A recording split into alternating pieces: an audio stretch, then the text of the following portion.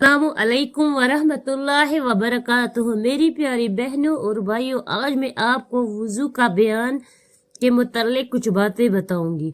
वुजू करने वाले को चाहिए कि वुजू करते वक्त किबला की तरफ मुंह करके किसी ऊंची जगह बैठकर छींटे उड़ाकर ऊपर न पड़े और वुजू शुरू करते वक्त बिस्मिल्लाह कहे और सबसे पहले 3 दफा घुट्टू तक हाथ धोए, फिर 3 दफा कुली करे और मसवाक करे। अगर मसवाक ना हो तो किसी मोटे कपड़े पर सिर्फ उंगली से अपने दांत साफ कर ले कि सब मेल कुचल जाता रहेगा। और अगर रोजादार ना हो तो गरगरा करके इस अच्छी तरह सारे मुंह में पानी पहुंचा दे। और अगर रोजा हो तो गरारा न करे कि शायद कुछ पानी खल्क में चला जावे। फिर 3 बार नाक में पानी डाले और बाएं हाथ से नाक साफ करे। लेकिन जिसका रोजा हो वह जितनी दूर तक नरम नरम गोश्त है उससे ऊपर पानी न ले जावे। फिर 3 दफा मुंह धोए, सर के बालों से लेकर ठुड्डी के नीचे तक और इस कान की लो से उस कान की लो तक सब जगह पानी बह जाए। दोनों आबरों के नीचे भी पानी पहुंच जाए, कहीं सूखे न रहे। फिर 3 बार दहना हाथ कहनी समेत धोए और फिर बायां हाथ कहनी समेत 3 दफा धोए और एक हाथ की उंगलियों को दूसरे हाथ की उंगलियों में डालकर हलाला करे और अंगूठी, छीला, चौड़ी जो कुछ हाथ में पहने हो हिला ले कि कहीं सूखा न रह जाए। फिर 1 मर्तबा सारे सर का मसा करे, फिर कान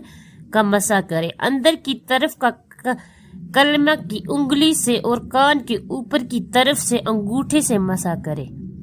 फिर उंगली की पुश्त की तरफ से गर्दन का मसा करे, लेकिन गले का मसा न करे कि ये बुरा और मना है।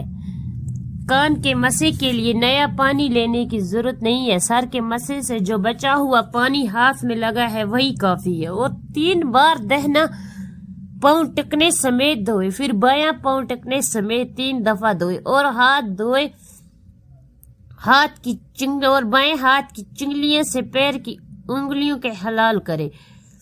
पैर की दहनी चिंगली से शुरू करे और बाईं चिंगली पर खत्म करे। ये वुजू की करने का तरीका है, लेकिन इसमें बाज़ चीजें ऐसे हैं कि अगर इसमें से एक भी छूट जाए या कुछ कमी रह जाए तो वुजू नहीं होता। जैसे पहले बेवुजू थे अब भी बेवुजू रहेगी।